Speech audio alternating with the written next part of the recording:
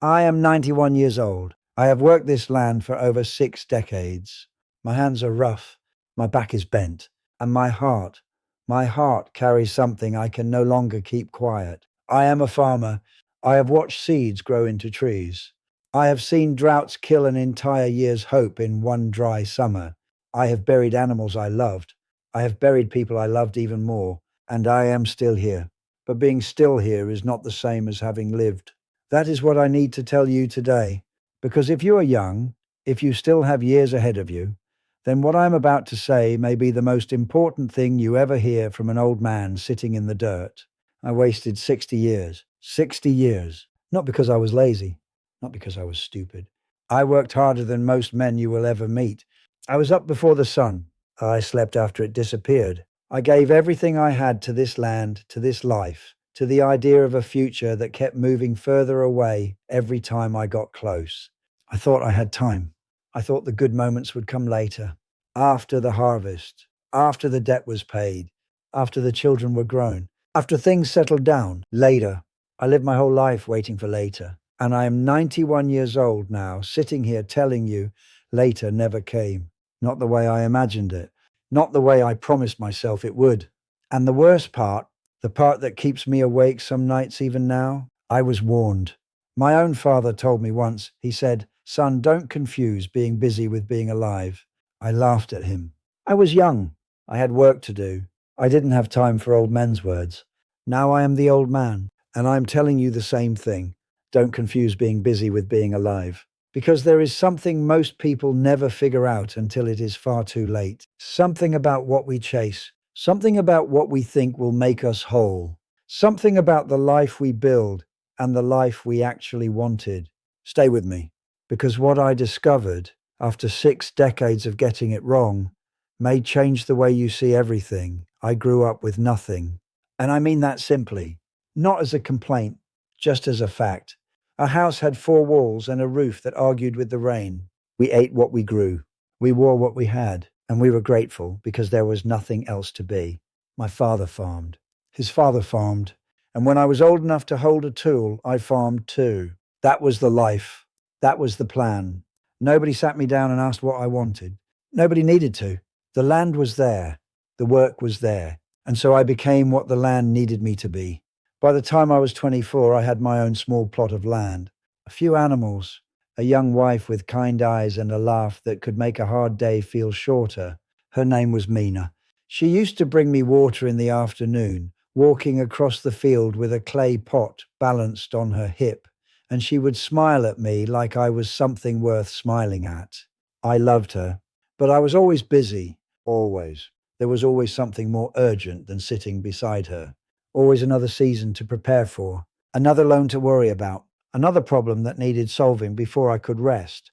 I told myself I was doing it for her, for our children, for the family. I told myself she understood. Maybe she did. Maybe she was just too good to tell me otherwise. We had 3 children, 2 sons and a daughter. Beautiful children, loud and full of life the way children should be. I remember their faces when they were small. The way they would run to me when I came back from the fields. The way my daughter would grab my hand and pull me towards something she wanted to show me. A butterfly, a strange shaped stone, a flower she had picked just for me. I would look, I would nod, and then I would go back to work.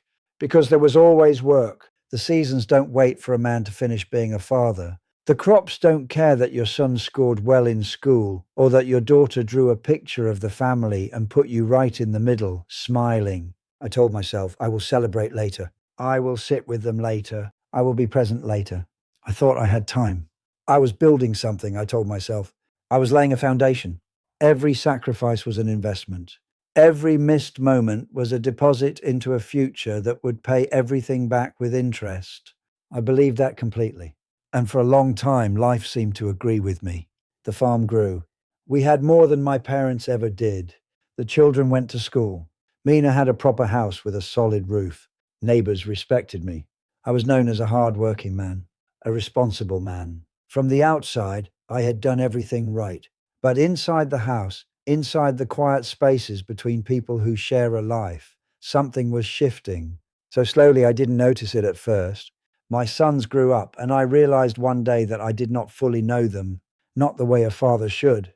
I knew their faces, I knew their ages, but their fears, their dreams, the things that kept them up at night, I had missed those conversations.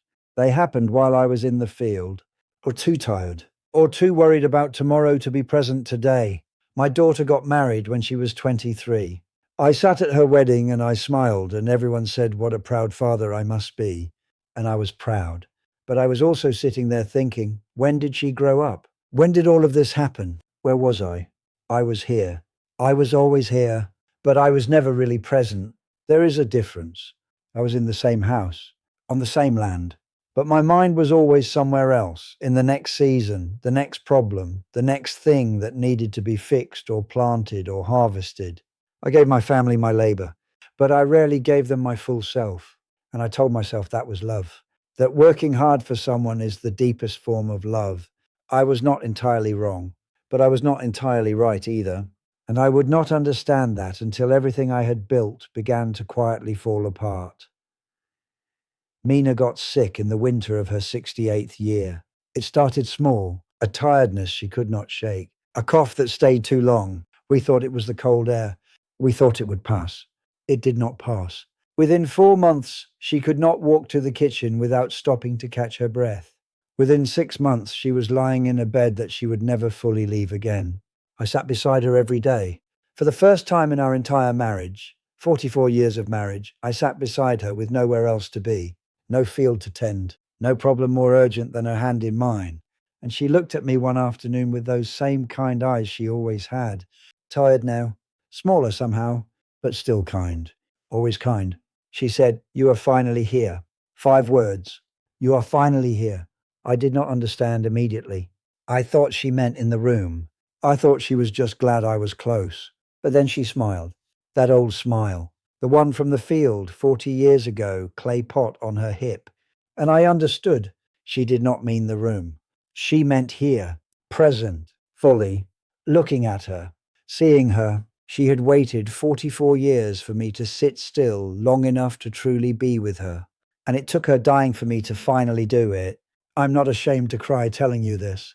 I am 91 years old. I have earned my tears. She passed on a Tuesday morning, quiet, peaceful, her hand still in mine. And I sat there in that room long after she was gone, not moving, because for the first time in my life, I had nothing to rush toward, nothing to prepare for. No next season, no next harvest, no next plan, just silence. And in that silence, something cracked open inside me. Every memory I had tried to postpone came flooding back all at once. Every afternoon I had walked away from, every bedtime story I had been too tired to finish, every meal where I sat at the table but was not truly there. Every time she had looked at me across the room, hoping I would come sit beside her, and I hadn't. I thought I had time. I had told myself that so many times it had become the rhythm of my life, the excuse underneath every choice, the lie I lived inside without ever questioning it. I thought I had time. But time was never mine to control. It never belonged to me at all.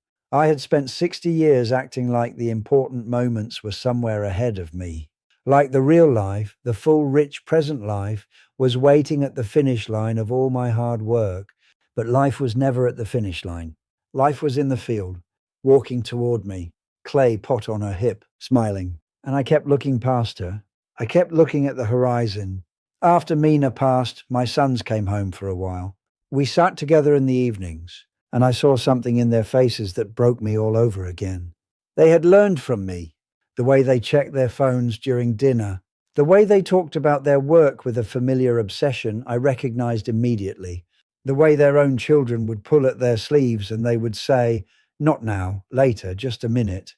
I had passed it down, without a single lesson, without a single word, just by living the way I lived, rushing, planning, postponing. I had taught them that the present moment is something to get through, not something to live in. That was the moment everything shifted inside me. Not just grief, not just regret, something deeper. A realization so simple it felt almost embarrassing. We are not here to finish things. We are here to be here. That is all. That is everything. Let me tell you what I know now. Not what I believed, not what I was told. not what the world taught me to chase. What I actually know, after 91 years, after 6 decades of getting it wrong, we are sold a story from the very beginning. Work hard, build something, sacrifice now so you can enjoy later.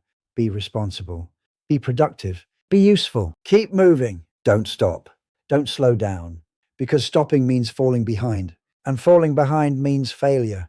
That is the story, and I believed it completely. Most people do, because it sounds right. It sounds noble. It sounds like the kind of life a good person lives. But here is what nobody tells you at the beginning. Later is not a real place. It does not exist on any map. You cannot arrive there. You cannot schedule it. You cannot earn your way into it through enough hard work or enough sacrifice. Later is a story we tell ourselves to make the present feel temporary. But the present is never temporary. The present is all there is. I thought I was building towards something. I thought every hard year was a brick in a wall that would one day shelter me from all the struggle. I thought comfort and peace and presence were rewards, things you received after you had earned them. I was wrong, completely wrong. Comfort is not a reward. Peace is not a reward. Being present with the people you love is not a reward. They are the life itself. They are not what you get after living. They are the living. I confused the field with the life. I confused the harvest with the meaning. I confused being responsible with being alive, and I paid for that confusion with 60 years. Let me say that again so it lands where it needs to land. I paid for that confusion with 60 years. 60 years of sunrises I watched while worrying instead of wondering. 60 years of meals I ate without tasting. 60 years of conversations I half heard because my mind was already somewhere else. 60 years of hands reaching for mine that I was too busy to fully hold. 60 years. And I cannot have them back. Not one afternoon. Not one Tuesday. Not one moment when my daughter handed me a flower and I nodded and walked away. Gone. All of it. Gone. Now here is what I want you to understand. This is not only a farmer's mistake.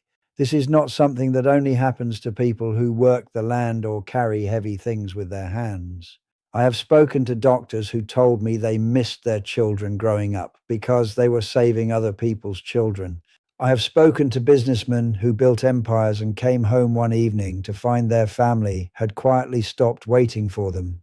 I have spoken to young people, people your age, who are already living inside the same trap I lived in, already postponing, already telling themselves that the real life starts after this degree, after this promotion, after this next goal is reached.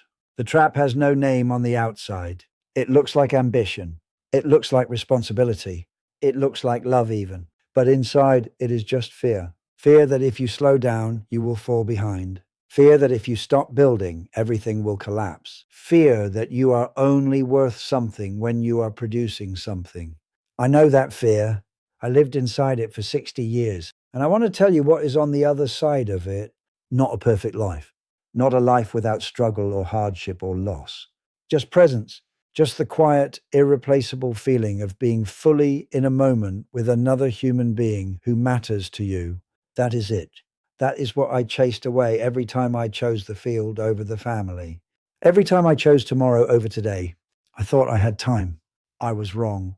Later never came. And the most painful truth of all, the one that sits heaviest in an old man's chest on a cold morning. The people who needed me to be present did not need me to be perfect. They did not need me to be wealthy. They did not need me to build something grand or leave something behind. They just needed me to be there, fully there, looking at them, listening to them, choosing them over the next task on an endless list that never, not once in 60 years, ever ran out. The list always had something on it. The people, eventually, stopped adding themselves to it, not with anger, not with ultimatums, just quietly, the way people do when they learn after enough time that they are not the priority. That is the wound that does not heal. Not the hard years, not the drought seasons, not the losses or the failures. The wound that does not heal is knowing that the people you loved most learned to live without your full presence. And you let them, because you thought you had time. Don't make my mistake. I want to talk to you now. Not to everyone. Not to the world. To you. The one watching this, the one who feels something stirring in their chest right now. The one who recognizes something in this old man's story, because some part of you already knows you are living it too. I see you. You are busy. I know. You have responsibilities. You have pressure. You have people depending on you and bills that do not care how tired you are, and a world that keeps moving faster no matter how hard you run to keep up. I know all of that. I lived all of that, but I need you to hear me, not with your ears, with that quiet place inside you that already knows the truth, but keeps getting drowned out by the noise of everything urgent. Hear me there. You are not going to get more time. I know that sounds simple. I know you already know it somewhere in your mind. But knowing it and truly feeling it, truly letting it change the way you move through a Tuesday afternoon, those are two completely different things. I knew it too. For 60 years, I knew it. And I still wasted it. So let me be more specific. The phone call you have been meaning to make to your mother, make it today. Not after dinner. Not this weekend. Today. Because I promise you, there will come a day when you pick up that phone and there will be no one on the other end to answer. And that day will arrive without warning. It always does. The evening you have been meaning to spend with your children, without screens, without distraction, without one eye on the clock, do it tonight. Sit on the floor with them. Let them show you something boring to you and miraculous to them. Pay attention, full attention. The kind that costs you nothing except your presence. Because they are counting. Children always count. They count the times you showed up and the times you didn't. And they never tell you the score. They just carry it. Don't make my mistake. The person lying beside you at night, when did you last really look at them? Not a glance. Not a quick kiss before sleep takes you both. When did you last sit with them the way you sat with them at the very beginning, when time felt endless and they were the only thing worth paying attention to? Go back to that. Before life made you efficient, before you learned to love someone in between tasks, before you started scheduling presents like a meeting. Go back to that. I thought I had time. I thought Mina would always be there, walking across the field, clay pot on her hip, smiling at me like I was worth smiling at. She was there for 44 years, and I spent most of them looking past her at the horizon. Don't do that. Whatever horizon you are chasing right now, whatever future version of your life you are suffering through the present to reach, I need you to stop for just one moment and look around you. Look at what is already here, the people already in your life, the moments already happening, the ordinary Tuesday that will never come again. Because here is the thing about ordinary Tuesdays. You never know which one is the last one. You never know which ordinary evening is the last time you will all sit together in that room. The last time that laugh will fill that kitchen. The last time those small hands will reach for yours. You never know. And when you find out, you will think back to all the ordinary Tuesdays you rushed through. All the evenings you were physically present but mentally somewhere else. All the moments you treated as filler between the important things. And you will understand the way I understood sitting beside Mina on that last morning. Those were the important things. The whole time. They were always the important things. I wasted 60 years chasing a life I thought was waiting for me somewhere ahead. The life was here. It was always here, sitting beside me, walking toward me, reaching for my hand, and I was too busy to see it. I am 91 years old. My hands are rough. My back is bent. And I would give every harvest I ever had, every acre, every season, every year of work and worry and planning and sacrifice. I would give all of it for one more ordinary Tuesday with Mina, one more afternoon, one more smile across a field. Don't make my mistake. You still have your Tuesdays. Use them. Don't wait for later. Later never comes.